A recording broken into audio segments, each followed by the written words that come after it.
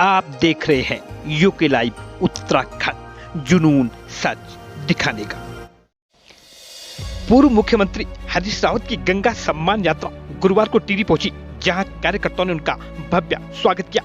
पत्रकारों से रूबरू होते हुए उन्होंने कहा कि यह यात्रा गंगा के माई के मुखबा से प्रारंभ हुई है, जो मां गंगा के सम्मान अस्तित्व को बचाने की मुहिम है। उन्होंने कहा, वर्तमान सरकारों की अनियोजित निर्माण नीतियों के कारण गंगा के अस्तित्व को खतरा उत्पन्न हो गया है। उन्होंने कहा, वर्तमान सरकार केवल झूठ के बल पर सत्ता में है, बाकी जितना कार्य उनके कार्यकाल में हुए हैं उसका 1/3 कार्य भी बीजेपी कर नहीं पाई है। उन्होंने कहा, कांग्रेस चुनाव हारा है, राजनीतिक लड़ाई नहीं हारी है।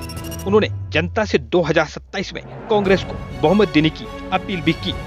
प्रेस वार्ता करते हुए पूर्व मुख्यमंत्री ने कहा कि उत्तराखंड की आर्थिक रीढ़ 4 धाम यात्रा है, किंतु सरकार ने अपनी अदूरदर्शिता व अनुभवहीनता के कारण गत वर्ष यात्रा चौपट कर दी। इस बार भी 4 धाम यात्रा की तैयारियां कहीं भी देखने को नहीं मिल रही है। इस मौके पर कांग्रेस के वरिष्ठ नेता एवं कार्यकर्ता मौजूद रहे। हमारे 4 मकसद है। पहला मकसद ये है कि गंगा जी सहित जितने हमारे नदी घाटी क्षेत्र हैं, ये हमारे आर्थिक विकास के नए जून हैं। इनका अवैज्ञानिक तरीके से, अव्यवस्थित तरीके से जो दोहन हो रहा है और हमारी पूंजी संपत्ति को जिस तरीके से लूटा जा रहा है, उसके खिलाफ जन जागृति करें, उसके खिलाफ ये पहला उद्देश्य है, ताकि गंगा का परिवेश भी सुनिश्चित रहे और जो राज्य के हित है, हमारे राज्य के जो हित है नदी घाटियों में, वो भी सुरक्षित रहे। दूसरा उद्देश्य हमारा है, राज्य की राजनीति रूपी गंगा जो है विकास, आर्थिक उन्नयन, सामाजिक उन्नयन जैसे बिंदुओं पर होनी चाहिए। लेकिन भाजपा ने वर्ष 2017 में भी एक झूठ बोला और 2022 में भी एक झूठ बोला। मेरा बिल्कुल स्पष्ट आरोप है कि श्री त्रिवेंद्र सिंह जी की सरकार हुई एक झूठ के गर्भ से पैदा हुई और श्री धामी की सरकार हुई एक झूठ के गर्भ से पैदा हुई है।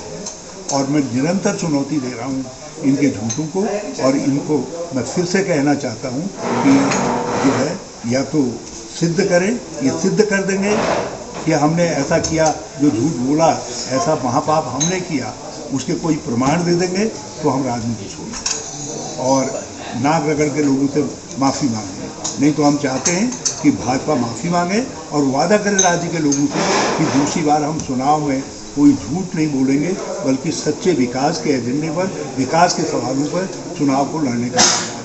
तीसरा हमारा मकसद ये है कि लोकतंत्र रूपी गंगा भी मजबूत, उसमें उसके 2 छोर हैं गंगा के, एक पक्ष है, विपक्ष है। मैं जिन क्षेत्रों में जा रहा हूँ और उत्तराखंड में जहाँ जहाँ भ्रमण कर रहा हूँ, ये वो क्षेत्र हैं जहाँ हमने अकल्पनीय, हमने इतना विकास किया कांग्रेस के समय में, लेकिन आज हम निरंतर चुनाव हार रहे हैं, कमजोर स्थिति में हैं। तो मैं लोगों का ध्यान आकृष्ट कर रहा हूँ, उनसे कह रहा हूँ कि विपक्ष रूपी गंगा को भी आप मजबूत करिए, इस विपक्ष रूपी गंगा को भी, ताकि हम अपने कर्तव्य का पालन, जो विपक्ष धर्म है, उसको ठीक से निभा सकें। और चौथा अभिष्ट जो है, मुखबा जा करके मैंने देखा कि 4 धाम यात्रा की तैयारियाँ अभी बहुत न्यूनतम स्तर पर हैं। अभी जितना समय बाकी बचा है, इस यात्रा को बचाना है, कहीं ऐसा न हो फिर से पिछले साल का की पुनरावृत्ति हो जाए। ये चौथे विषय को हमने जो है कल मुखबा और उत्तरकाशी जाने के बाद विक्रम जी, हम सब लोगों ने इस विषय को समझा।